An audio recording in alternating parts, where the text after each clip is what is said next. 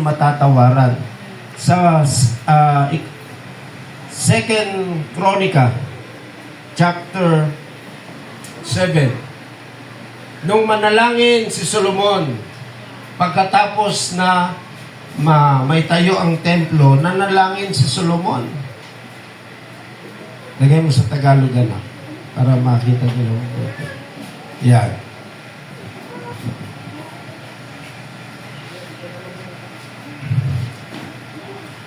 Nang makatapos nga ng panalangin si Salomon, sa iba ay Solomon, ang apoy ay lumagpak mula sa langit at sinupok ang handog na susunugin at ang mga hain at napuno ng kalwalatian ng Panginoon ang bahay.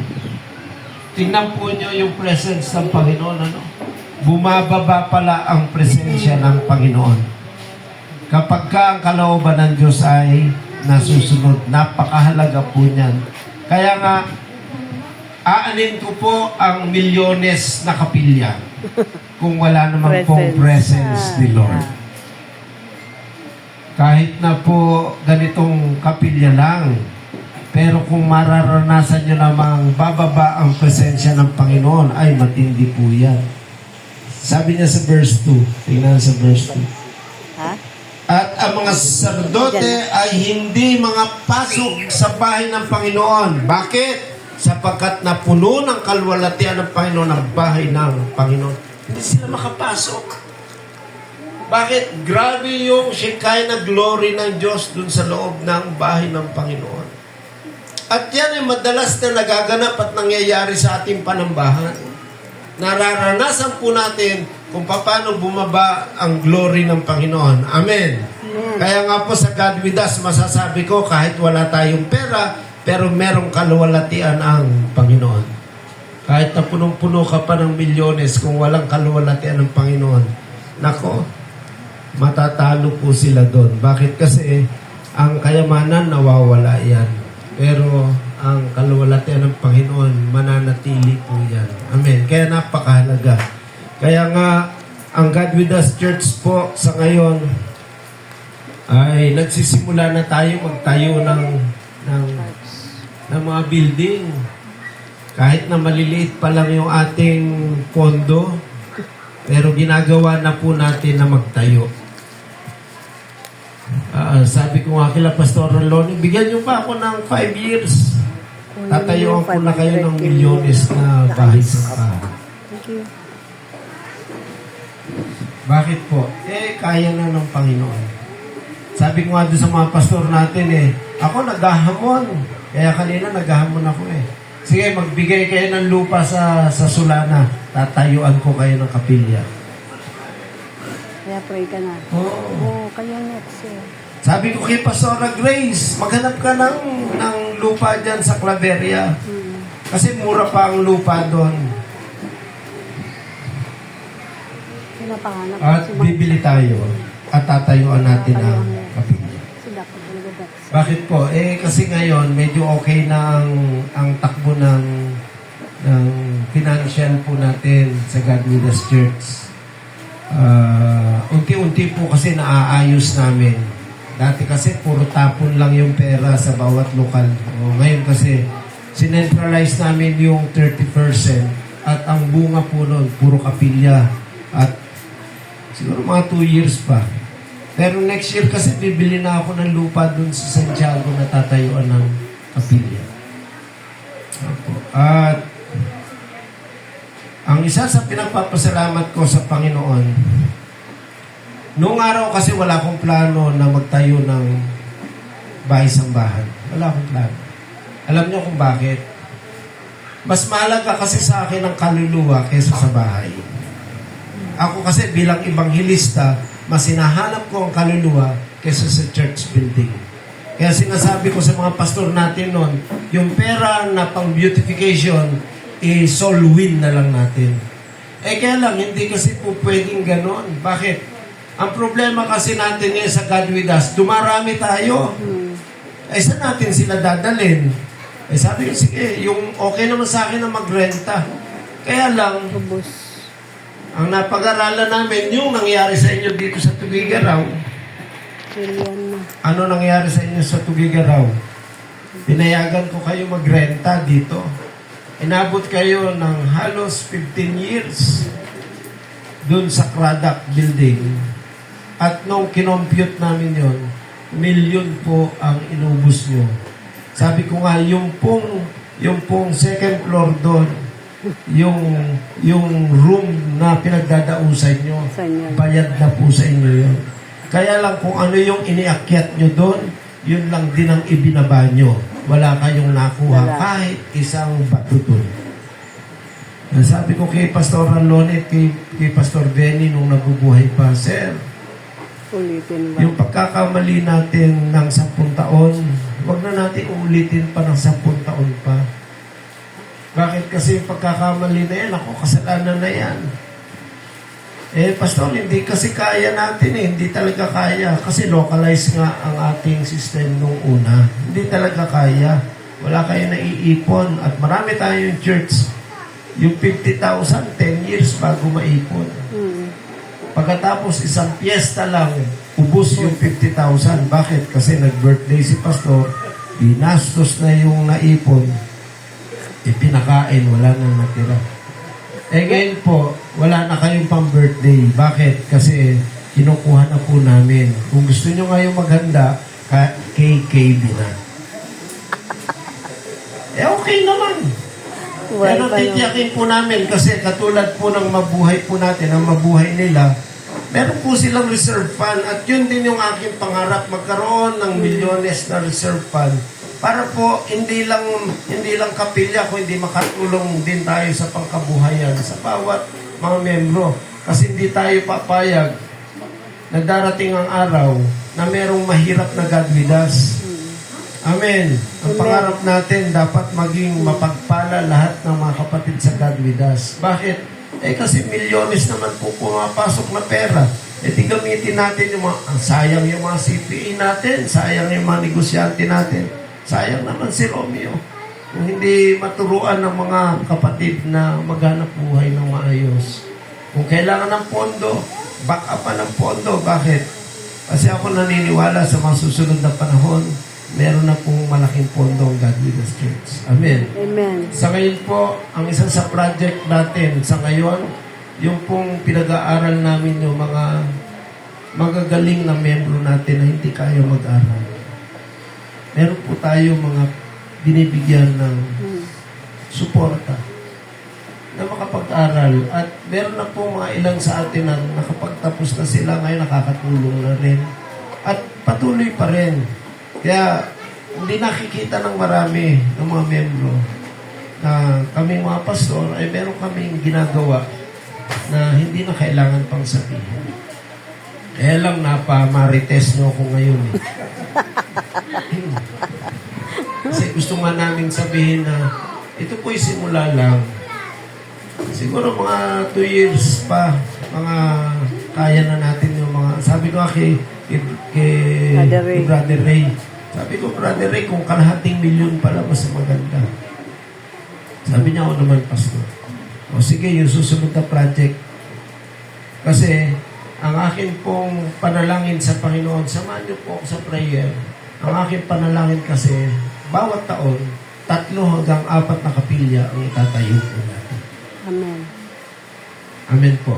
Amen. Nung linggo po, merong isang i-dedicate. Ngayon po, meron ulit isang dinedicate. Dalawa na. At sa September po, 2 po yung ating ipapanalangin ulit. Wow. Palakpakan niyo. May pera pala, no, Jen? May pera pala. Sabi nila, asan ang God with us? Mukhang, siyempre, ang kamote pagka tinanim mo at hindi pa humahaba yan, wala pang talbos yan. Pero pagka humaba na yan, gagapang gagamitin yan. Ngayon po, ang dami na natin. Kaya, napakahalaga sa Panginoon ang ating mga sakripisyo. Sa verse 3, sabi niya dyan, no? At ang lahat ng mga anak ni Israel ay nagsitingin nang ang apoy ay lumagapak at ang kaluwalhatian ng Panginoon ay nasa bahay at sila'y nangagpatirapak sa lupa sa pabimento at nagsisamba at nangagpasalamat sa Panginoon na nagsipagsabi sapagkat siya ay mabuti sapagkat ang kanyang kaawan ay magpakailanman. Napakabuti ng Panginoon. Kaya ang Diyos ay talagang gagawa ng maraming bagay na makapangyarihan sa atin.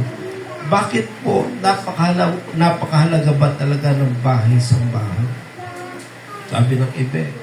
Alam po niyo, ang God with us ay pwede ko sabihin na kahit ganito lang ang simbahan natin, wala pong politikong nagbigay dyan. Yun ang pwede kong ipagmalaki. Wala pong mayor na nagbigay dyan. Walang congressman, walang senador. Yan po ay galing lahat sa inyo. Kaya pwede natin ipagmalaki. Kahit na ganito ang bahay namin, kami ang nagtayo niyan. Walang batik na corruption dyan. Amen. Ang dami po kasing kapilyang malalaki, pero may batik ng corruption. Kaya walang apoy na bababa sa kanilang bahay-sambahan. Pero sa God with us po, bumababa ang presensya ng Panginoon. Amen. Amen. Palakpakan po Hallelujah. natin ang Diyos. Bakit kailangan natin ang bahay-sambahan? Sapagkat ang tawag dito sa house of prayer. Bahay panalanginan. Sabi ng Panginoon Jesucristo sa Matthew 21, sa verse 13. Nagalit ang Panginoon. Bakit? Kasi ang mga kapilya ngayon ay taguan ng mga tulisan. Opo, ang daming mga kapilya ngayon, takbuhan ng mga magnanakaw, takbuhan ng mga kriminal. Sipin nyo, na balita po nung araw. Sipin nyo, isang mayor niratrat. Pagkatapos, tumakbo yung pumatay. Ay nasundan ng kamera. Abay, nung makita, pumasok sa isang bahay, panambahan yung mga killer. Inampon sa loob. Hala. Grabe. Alam nyo ba na hindi darating si Jesus Christ hanggat hindi nagkakaisa ang iglesia? Ngayon po, hindi pwedeng pagsamahin sa isang kwarto ang iglesia ni Cristo at ang dating daan at ang Sabadista.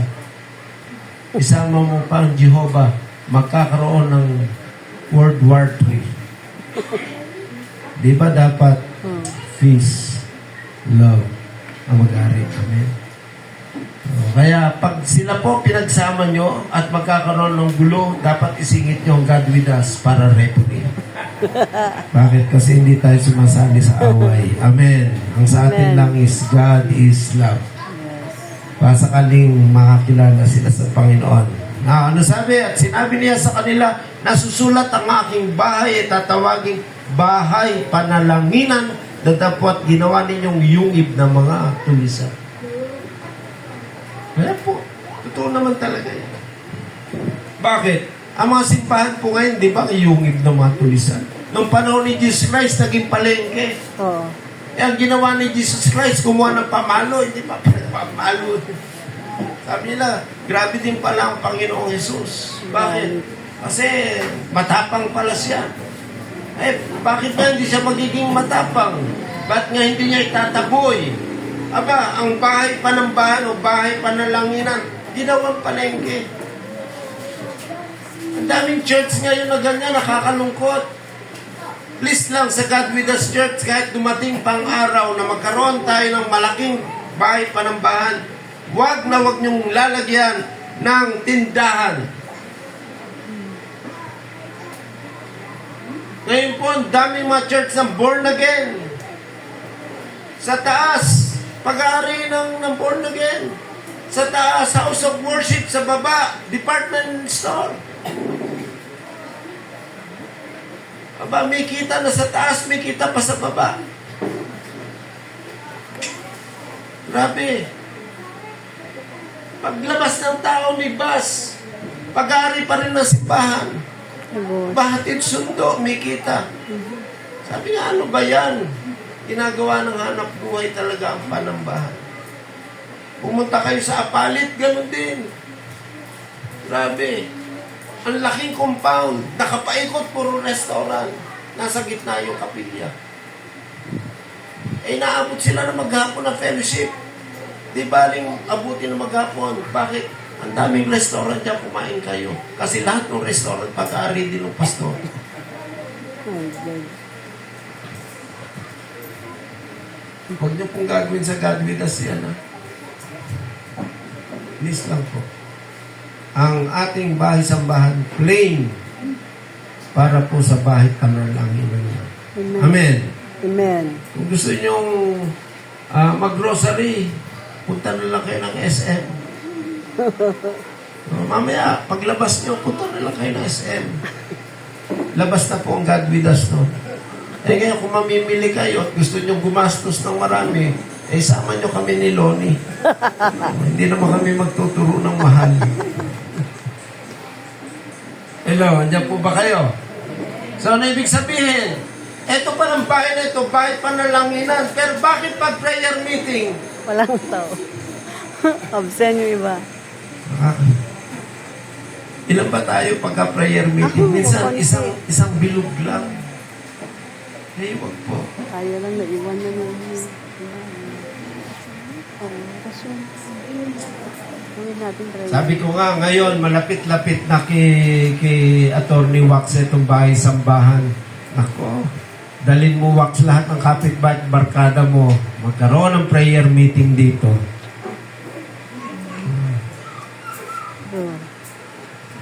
Revival. Kita mo na, high blood ka, brother. O, asan na si brother na?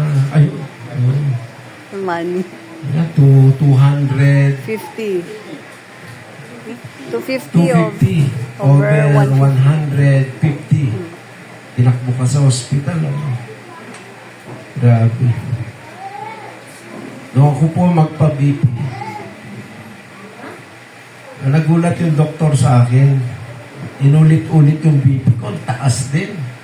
Nag-200 din ako eh. Over 180. Pero wala akong nararamdaman. Sabi, mas delikado yan. Hindi nga, wala nga ako nararamdaman eh. Bakit? Mabuti ang Diyos. Amen. Amen. Pero hindi ibig sabihin, hindi ako nagme-maintenance. Ako may maintenance ako, bakit senior na ako eh. Kaya lang, siyempre, lahat ng bawal, lahat ng alam natin, ingat-ingat na rin. Kaya ako, nag-ingat-ingat na rin. Ingat-ingat na. Kaya, ako naniniwala na taba naman ng Diyos ang buhay natin. Amen. Kaya yung buhay mo, Brad, nako, ibigay mo na sa Panginoon. Oo. Ibigay mo na kay Lord. Kasi mas maraming gagawin ng Panginoon. Mas malaking pagpapala. House of prayer. Yung pangalawa, house of worship. Sa Psalms 30. chapter 5 verse 7. Awit. Baba mo ito. Baba. Ayan, no? Sabi niya, ngunit sa ganang akin, sa kasaganahan ng inyong kagandang loob, ay papasok ako sa inyong bahay.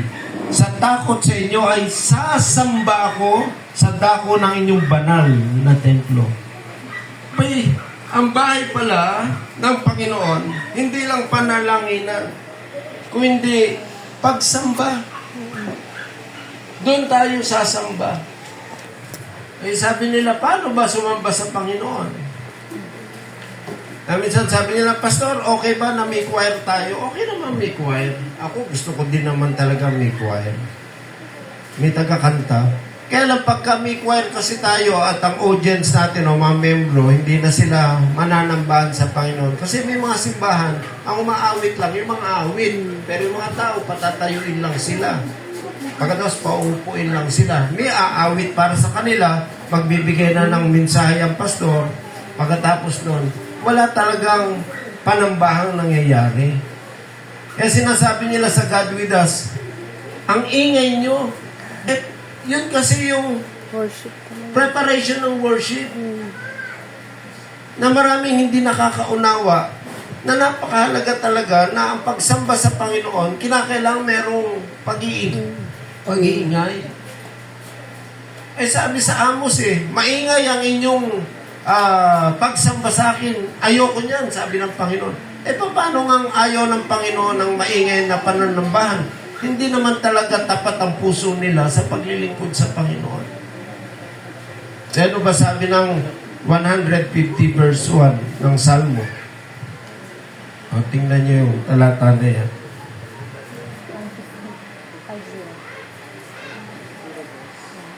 Sige, 150 verse 1. Sabi niya, purihin ninyo ang Panginoon, purihin ninyo ang Diyos sa kanyang santuario. Ano yung santuario? Ano yung santuario? Bahay ng Panginoon. Sa kanyang santuario. Purihin ninyo siya sa langit ng kanyang kapangyarihan. Verse 2. Purihin ninyo siya dahil sa kanyang mga makapangyarihang gawa. Purihin ninyo siya ayon sa kanyang marilag na kadakilaan. Sa verse 3, purihin ninyo siya ng tunog ng pakakak. Purihin ninyo siya ng saltero at alpa. Mga instrumento na yan. Verse 4, purihin ninyo siya ng pandereta at sayaw. Kasali pala ay sayaw. Pwede palang sumayaw. Ako sumasayaw. Pagdating sa church, ayaw sumayaw. Nung panahon namin, may cabaret ngayon kasi wala nang cabaret. May disco. Disco. Tapos na sumunod sa cabaret, disco di ba? Disco. Ano pagkakaiba ng cabaret sa disco? Yung cabaret, may ticket ka.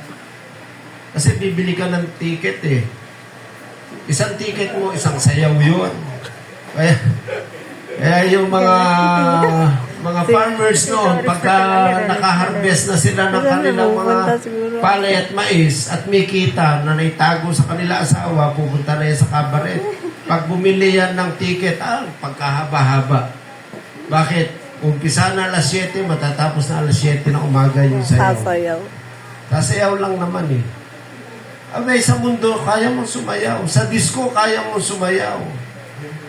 Bakit sa Panginoon hindi ka makasayaw? True. Hello? Di ba sa TikTok at Reels, ang dami nagsasayaw. Pero bakit sa Lord? Ayaw mo Ayaw sayaw. sayawan. Bakit? Nakatali ang mga paa. Magpalakpak nga, nahihiya pa Sa verse 5, purihin ninyo siya ng mga matunog na simbalo. Purihin ninyo siya ng pinakamatunog na mga simbalo. Ginamit na niya salitang pinakamaingay.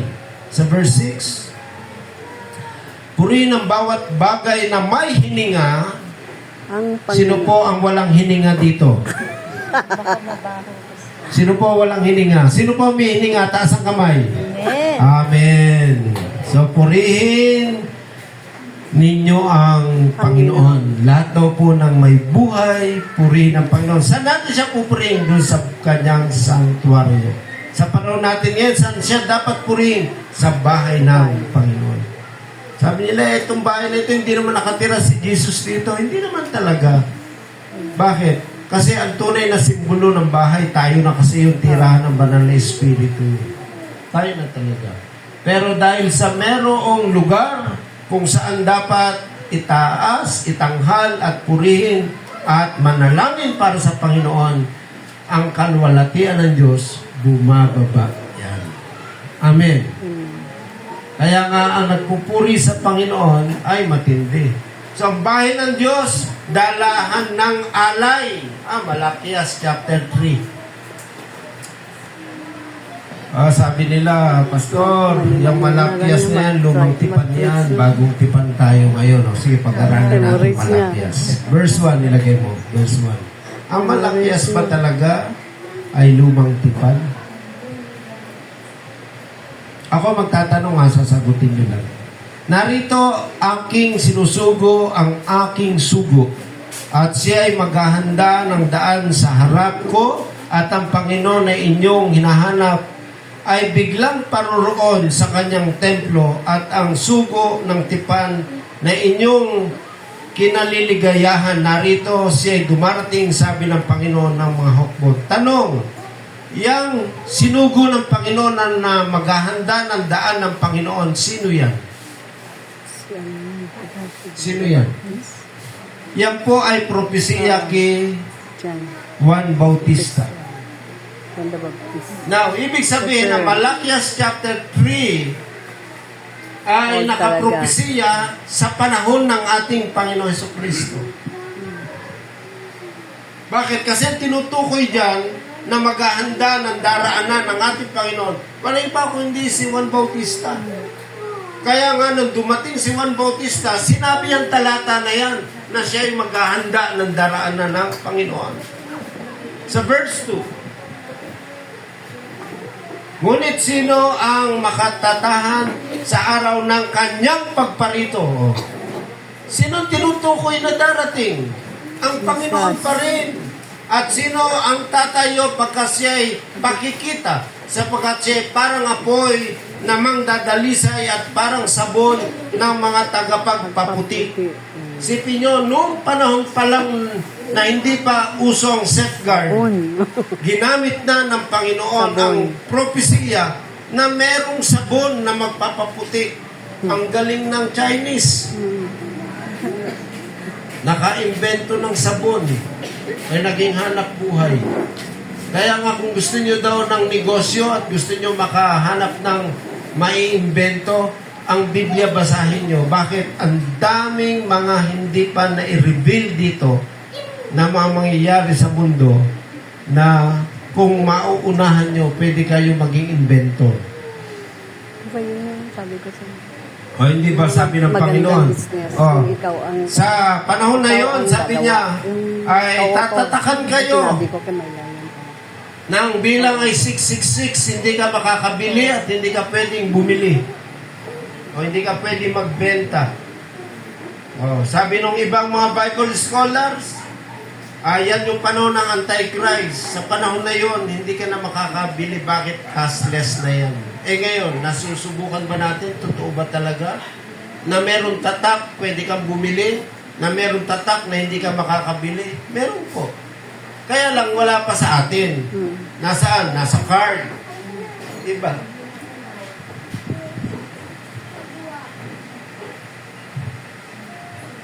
QR code mo, ipapakita mo lang. May GCash ka, ipapakita mo lang.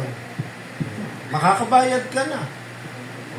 Hindi nyo ba alam na yan ang gagamitin na Antichrist pagdating na araw. Pero saan itatatak? Sa noo at sa kanang kamay. Kailan mangyayari yan?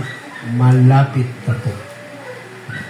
Bakit? Kasi may mga tao na talagang sang-ayon na sila doon sa bagay na yun. Pinaprepare na yun. Kaya makikita nyo na merong mga bagay na propesiya na magaganap pa lang sa panahon natin ngayon. Verse 3. Wala, yung sabon na invento na, huli na tayo. At siya ay mauupong gaya ng mangingintab na mga mangdadalisay ng pilak at kanyang dadalisayin ang mga anak ni Levi at kanyang pakikinising parang ginto at pilak at sila'y mga handog sa Panginoon ng mga handog sa katwiran. Sa verse 4. Kung magkagayon, ang handog ng Juda ng Jerusalem ay magiging kalugod-lugod sa Panginoon gaya ng mga araw ng una at gaya ng mga taon ng una. Verse 5, tuloy mo lang. At aking lalapitan kayo sa katulan at ako'y magiging maliksing saksi laban sa mga manghuhula at laban sa mga mangangalo niya at laban sa mga sinungaling na manunumpa at laban doon sa nagsisipaghati sa mga araw ng kanyang mga kaupahan sa babaeng balo at sa ulila at sa nagliligaw sa taga-ibang lupa mula sa kanyang matuwid at hindi natatakot sa akin, sabi ng Panginoon ng mga hukbo. Kaya yung nangangalo niya, yung fornicator at saka yung mga mapakiapid ay magagalit ang Panginoon. Verse 6. Sapagkat ako ang Panginoon ay hindi nababago, kaya't kayo o mga anak na lalaki ni Jacob ay hindi nang-uubos. nangaubos. Mula nang ang mga kaarawan ng inyong mga magulang, kayo'y mga pakaligaw sa aking mga tuntunin at hindi ninyo tinalima, manumbalik kayo sa akin at ako'y manunumbalik sa inyo, sabi ng Panginoon ng mga hukbo. Ngunit, inyong sinasabi sa ano kami manunumbalik? Nagkasala sila sa Panginoon, sila'y nangalo niya, sila'y mamamatay tao, at marami pang mga kasalanan. Sinasabi ng Lord, bumalik kayo sa akin. Pero tinatanong nila, paano kami makababalik sa iyo? Sa verse 8, nanakawan baga ng tao ang Diyos?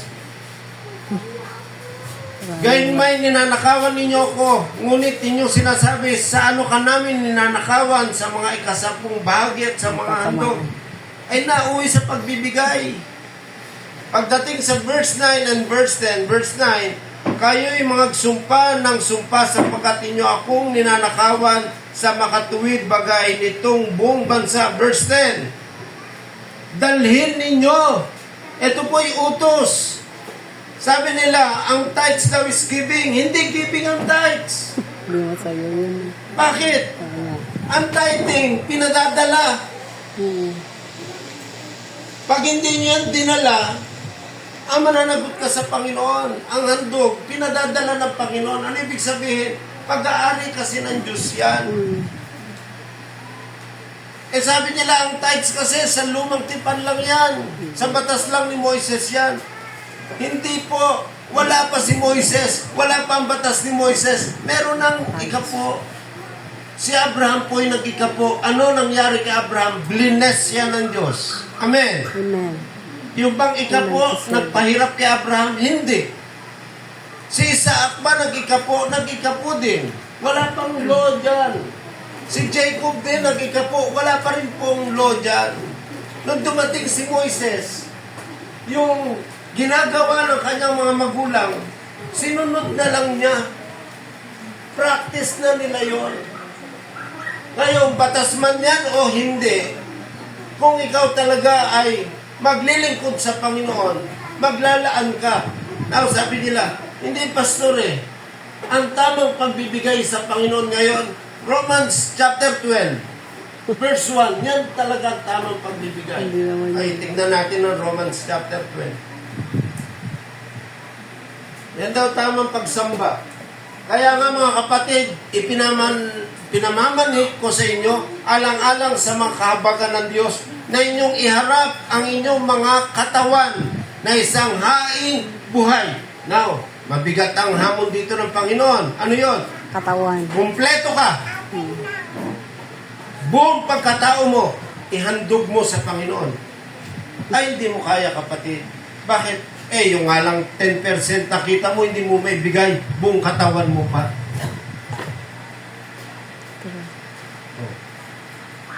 Abay, pagka sinabi mong buong pagkatao mo, ang iaalay mo sa Panginoon, abay, walang labis, walang kulang. Ibigay mo yung buong pagkatao mo sa Panginoon. Bakit? Sa Kanya naman ang galing yan. Now, pag ba'y binigay mo ang buong pagkatao mo, lugi ka? Ay, hindi.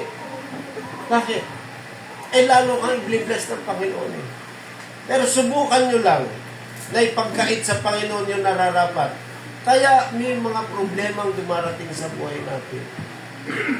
Sabi nila, Pastor, tayo ba sa God with us? Mandatory ba ang tithing? Ako hindi ko sinasabi mandatory ang tithing. Bakit? Galing sa puso. Kung kaya mong dalhin mo. Kung hindi mo kaya dalhin, okay lang. Bakit? Kasi ang magbibigay ng blessing, hindi ako. Ang magbibigay ng blessing si Lord. Amen. Isa sa pinakamayaman na tao sa Santiago City na bankrupt. Sila po ang pinakamaluwang na lupain.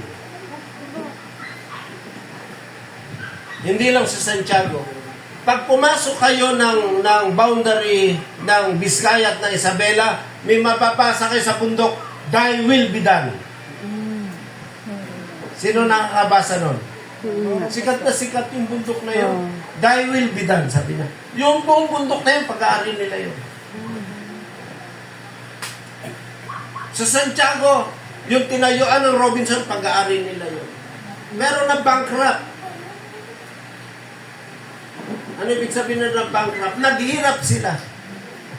Kaya ang ginawa ng kapatid na ito, dahil sa naghirap na sila, kinuha niya na yung 45 niya. Ginalabit. Hindi pumutok.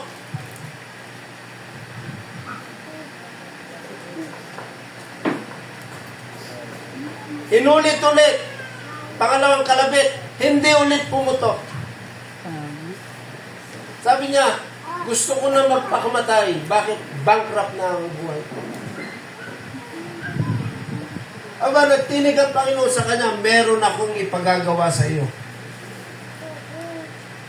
Eh, bankrupt. Milyones ang pera na ubos, nawala.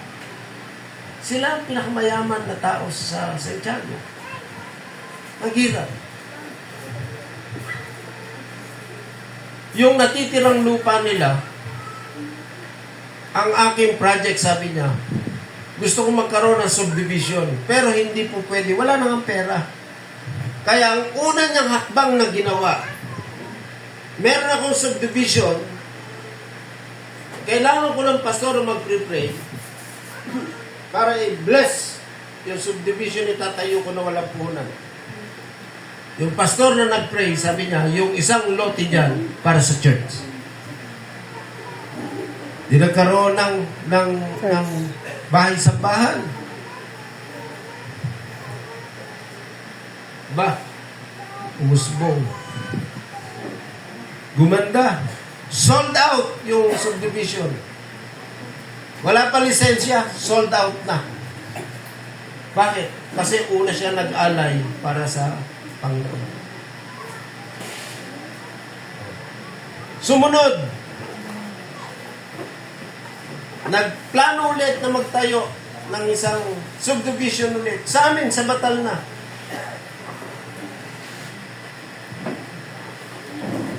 Eh, yung agent niya, yung ahente nila, kapatiran natin, umaten sa akin. Pastor, gusto niyo pong bumili ng lote. Eh, magkano? Isang lote noon? 100,000.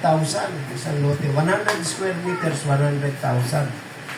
Pakisabi sa boss mo, para sa kapilya. Boss, para sa kapilya po. Sabihin mo sa pastor mo, bakit siya bibili? Bibigyan ko na lang siya. Ilang lote binigay sa akin? 4. 400 square meters ang ibinigay sa God with the States. Sold out ulit yun. Ngayon po, ang presyo na isang lote doon, 300,000 na. Eh, meron ako 4 na lote. 3 times 3, 6, 4. 9, 12. Meron ako 1.2 million. Pwede ko na ibenta. Milyones na yon. Bago siya umalis papunta Amerika, nagkita kami nung nakaraang buwan. Sabi niya, Pastor, pagbalik ko, yung 4 na lote sa iyo, tayuan na natin ang kapilya. Bakit? Eh kasi meron isang subdivision na naman sa Santiago ngayon doon, 1 hektarya ulit yon, tinayuan na naman nila ng unang itinayo, kapilya na naman. So sa bawat subdivision niya, kapilya ang itinatayo niya. Hindi siya natatakot na magbigay. Sa bawat lote nila, alam po niyo nangyari, na-restore po yung kanilang kayamanan. Ngayon po, balik mayaman ulit sila. Bakit? Kaya ngayon, hindi na siya takot na maglagay ng "Thy will be done." Hindi na siya. Kung kalooban mo, Panginoon, kalooban mo, Panginoon. Kaya tetesay mo siya, alam mo, Pastor, sabi niya, yung pangatlo, wag mo nang gagawin, sabi ng Panginoon, tutuluyan na kita. 2 beses kinalabit, hindi siya namatay. Hindi pumutok. Yung pangatlo, sabi ng Lord sa kanya, wag mo nang papangatluhan, mamamatay ka. Totoo ba talaga? Na kapag binigay mo sa Panginoon, bless ka? Yes. Ngayon po, bless siya ng Panginoon. Bakit? Eh, kaya niya magbigay. Eh, hindi ka tulad ng iba, hirap na hirap, umahon. Eh, bakit? Hirap ka umahon. Eh, kasi wala ka naman Diyos na pinaghahandugan ng iyong buhay. Amen. Kaya sabi niya, itong buhay ko sa Panginoon niya. Kaya, doon sa Malakias, yung ibibigay mo o yung dadalin mo sa bahay ng Panginoon, sa Kanya yun, hindi sa iyo. Pero sa atin sa God with us, by faith kasi ang pagdadala ng tithes. Kung wala kang faith sa tithing mo, huwag mong dalhin kapatid. Bakit sayang lang? Kasi iba, kinukondisyon nila, okay, magbibigay akong tithes ko, Lord, dapat I bless mo ako. Huwag po. Huwag ganun. Kasi ang tithing, obedience po yan. Sumunod ka at ibigay mo para sa Panginoon. Bakit niya sinabi magnanakaw? Kasi kanya yon. Alin ang sa iyo? Yung 90. Hello? Amen. Yung 90, iyo yun. Doon sa 90, pag nagbigay ka doon ka palang nagbigay para sa Panginoon. Bakit? Kasi yun na ang iyo. Yung 10, hindi iyo yun. Sa kanya yun. Kaya sabi niya, magnanakaw ka. Eh sabi sa Old Testament, no, hindi lang sa Old Testament yan. Naka-prophecy yan hanggang sa panahon natin ngayon. Kasi yung buong konteksto na yon, ang prophecy nun sa panahon natin ngayon. Kaya nahamon ko sila eh. Yung Malakias chapter 3 na sinasabi niyong part ng Old Testament, saan naka-prophecy yan? Ano konteksto niya? Aminado doon naman sila na panahon ni Jesus Christ yan. Uy, bakit naging batas yan? Hindi yan. Nagkataon lamang na bahagi ng lumang tipan yung propesiya na magaganap sa panahon natin. Anyway, magbigay ka o hindi sa Panginoon, walang problema sa Diyos. Wala. Binibira nila ngayon, pag nagbigay kayo ng ikapo, ang pastor nyo yayaman. Huwag po kayo maniwala doon. Ang yayaman kayo. Bakit? Kasi kayo ang i-bless ng Panginoon. Sa God with us po, dito, ang masasabi ko po sa inyo, Brother Ray, gumawa ka dito ng bulletin. Sa God with us po, transparent po ang ating libro. Hindi katulad sa ibang church na nakatago ang libro. Sa God with us po, bukas ang ating libro. Kung gusto nyo makita ang takbo ng ating pananalapi, lumapit lang po kayo sa mga tesorera nyo, bukas po yan. Hindi po nila itatago yan. At kapag gusto nyo makita yan, ibigay nyo sa kanila. Huwag nyo na pong tingnan sa libro, ipalalagay na po natin sa bulletin. At sana pag nakita nyo, yung takbo ng ating pananalapi, mangusap ang Panginoon sa iyo na dagdagan pa yan. At hindi batikusin yan. Kaya sinasabi namin ngayon, eto po ang binibigay natin na ito, bunga po yan ng inyong pagbibigay sa Panginoon. Amen.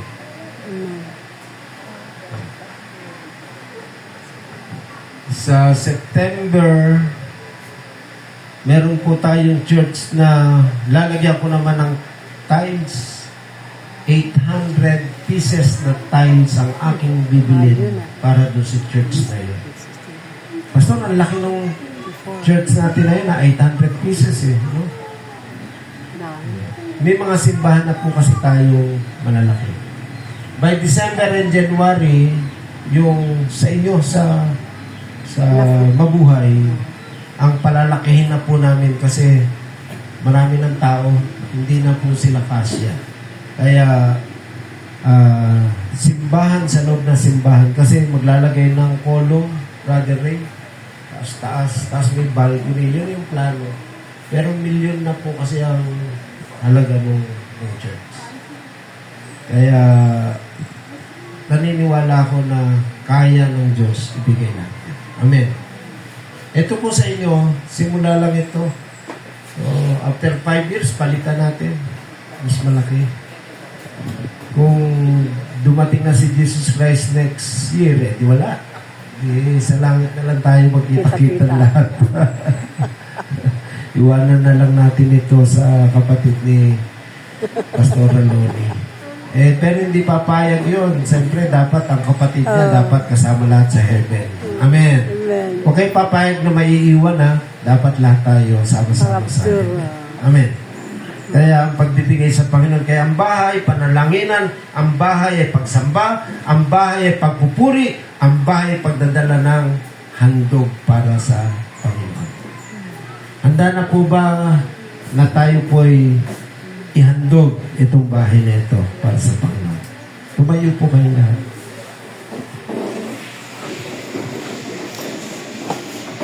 Pastor Lolo. Hallelujah. Hallelujah. Panginoong Diyos, makapangyarihan kang tunay. Ikaw ang aming Panginoon, ang Diyos namin pinaglilingkuran, ang Diyos na nagbigay ng bahay-sambahang ito, Panginoon. Panginoon, sa simula ng aming pagsamba sa lugar na ito, pinagpala mo kami, Panginoon. Naniniwala po kami, Diyos, na mas malaki pang blessing ang pagkakaloob mo. Lalo na sa mga kapatid, sa mga kapatiran na narito, Panginoon. Ilagay mo sa kanilang puso, Panginoon, ang pagsamba, ang panalangin, ang pagpupuri, higit sa lahat, Panginoon, ang paghahandog para sa iyo, Panginoon. Ama, wala ni isa sa kanila na nagtiwala sa iyo ang maghihikaos at maghihirap. I-bless mo sila, Panginoon. Pagpalain mo. I-promote mo ang kanilang mga trabaho, ang kanilang mga negosyo, Panginoon. Gawin mo silang mga ulo, Panginoon. Huwag silang mangutang, kung hindi magpautang, Panginoon. Dalangin ko, Diyos, sa bawat membro ng God With Us Church, Panginoon, makaranas ng pagpapalang totoo sa kanilang buhay. Alisin mo ang kahirapan, alisin mo ang karamdaman, alisin mo ang sumpa sa aming buhay. Ipagkaloob mo, Panginoon, ang kayamanan, ipagkaloob mo ang kalusugan, ipagkaloob mo maraming taon sa bawat isa, Panginoon, sa amin, upang ikaw ay maparangalan. Kaya naman, Panginoon, sino man sa mga kapatid na dadako sa lugar nito at mananalangin, sagutin mo kanyang panalangin, Panginoon. Sino man ang may sakit na papasok sa dakong ito, Panginoon, at hingin ang kagalingan, pagalingin mo siya, Panginoon.